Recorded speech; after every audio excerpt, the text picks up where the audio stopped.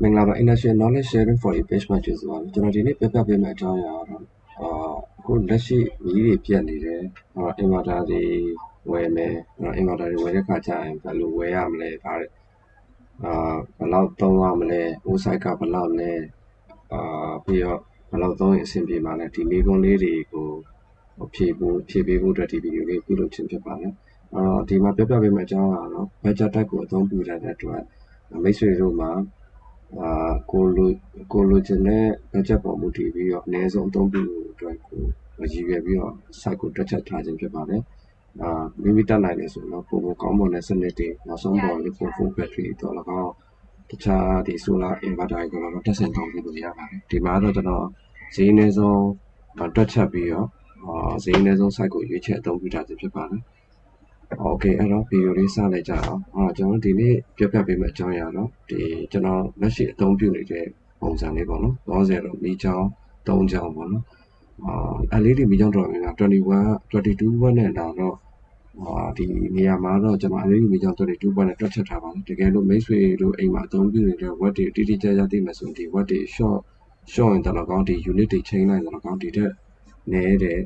watt တွေထွက်လာနိုင်ပါတယ်အဲ့တော့ကျွန်တော်ဒီ file လေးကိုလည်း Excel file လေးကိုလည်း comment box မှာတွဲပေးထားပါတယ်အဲ့တော့ maps တွေဒီ file ထဲမှာကိုအသုံးပြုမဲ့ဟာလေးတွေကိုupdate လုပ်ပြီးတော့ကိုလိုချင်တဲ့ site ကိုတိတိကျကျတွက်ချက်လို့ရပါတယ်အဲ့တော့22 watt ဆိုတော့ကျွန်တော်3လုံးသုံးမယ်ဆိုတဲ့အတွက်ကို330 watt လောက်ထွက်ပါတယ်ကျွန်တော် Wi-Fi ဆက်ကလည်း5 watt တစ်လုံးပဲသုံးမယ်ဆိုတော့8နာရီတစ်လုံးနဲ့8နာရီအသုံးပြုမယ်ဆိုတော့40 watt လောက်ထွက်ပါတယ်laptop ပေါ့နော် laptop ကိုလည်း2နာရီလောက်အသုံးပြုမယ်ဆိုရင်လည်း200 watt လောက်ရတယ် TV လည်းထိုနည်း၎င်းပဲ TV ကြည့်မယ်2နာရီ3နာရီလောက်ကြည့်မယ်ဆိုတော့ကျွန်တော်လိုချင်တဲ့ watt 360 watt ဖြစ်ပါတယ်တကယ်လို့တခြား compressor တို့ motor တို့အသုံးပြုမယ်ဆိုတော့ထပ်ပေါင်းတွက်ချက်ရမယ့်ဟာတွေတော့ရှိပါတယ်ဒါပေမဲ့ဒီဗီဒီယိုမှာတော့အဲ့ဒါတွေကိုကာပါဖြစ်ပါဘူးတကယ်လို့သိချင်တာရှိလို့ရှိရင်ကျွန်တော် comment box မှာမေးမြန်းနိုင်ပါတယ်ပြီးတော့လက်တလုံးကျွန်တော်တို့အသုံးပြုအများဆုံးဖြစ်တဲ့ရက်ကွက်အခေါ်ဆိုရင်တော့ကာအိုတို့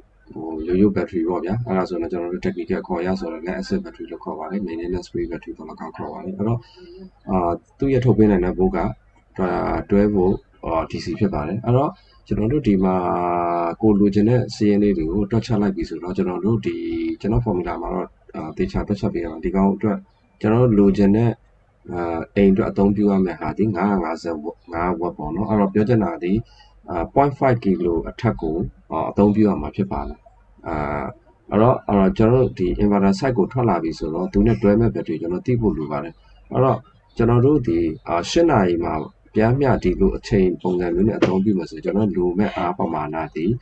930 watt hour ဖြစ်ပါတယ်အဲ့တော့ကျွန်တော်တို့အဲ့930 watt hour ကိုကျွန်တော်ဘယ်မှာအသုံးပြုနိုင်လဲဆိုတော့ battery တွက်ချက်နေရတွက်လိုက်မယ်ဆိုဒီကောင်တွေအနည်းဆုံး100 အိုး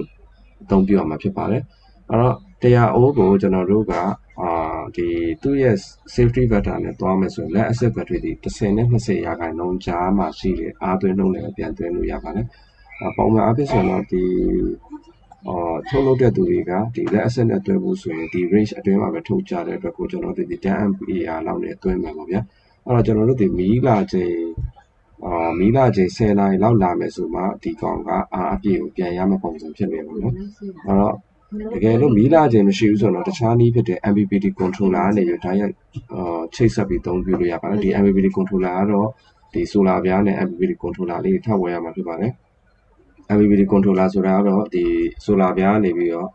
အားသွင်းလိုက် solar ပြားထွက်လာတဲ့အားကိုကျွန်တော်တို့ကဒီ MPPT controller လေးတစ်ခုခံပြီးတော့ဒီ DC battery ကို direct အသုံးပြုတာမျိုးဖြစ်ပါတယ်အဲ့တော့ကျွန်တော်တို့ခုနExcel sheet detail လေးကိုတစ်ချက်သွားကြည့်ကြအောင်ဒီမှာခုနပြောတဲ့ဟာလေးတွေကိုကျွန်တော်ဒီမိတ်ဆွေဒီ file ထဲမှာစနစ်တကျထွက်ချက်ကြည့်လို့ရပါတယ်အဲ့တော့ဒီ file လေးပေါ်မှာအပြောင်းလဲလေးတွေပေါ်မူတည်ပြီးတော့ကိုသွားမယ်အားပမာဏအချိန်လေးတော့ကွာခြားသွားနိုင်ပါတယ်ဒီနောက်ပါလဲကျွန်တော်တို့ဒီအသုံးပြုမဲ့အားပမာဏကိုတွဲလိုက်တဲ့အားအချချိန်ထည့်လိုက်မယ်ဆိုရင်ကိုအားပြည့်မဲ့ပမာဏရယ်ရှိနေမဲ့အားရခိုင်နှုန်းပမာဏရယ်မိတ်ဆွေဒီမှာအကြမ်းမြင်လေးတွက်ချက်ကြည့်လို့ရနိုင်ပါတယ်ဗီဒီယိုအဆုံးထိကြည့်ရှုပေးတဲ့အတွက်ကျေးဇူးအများကြီးတင်ပါတယ်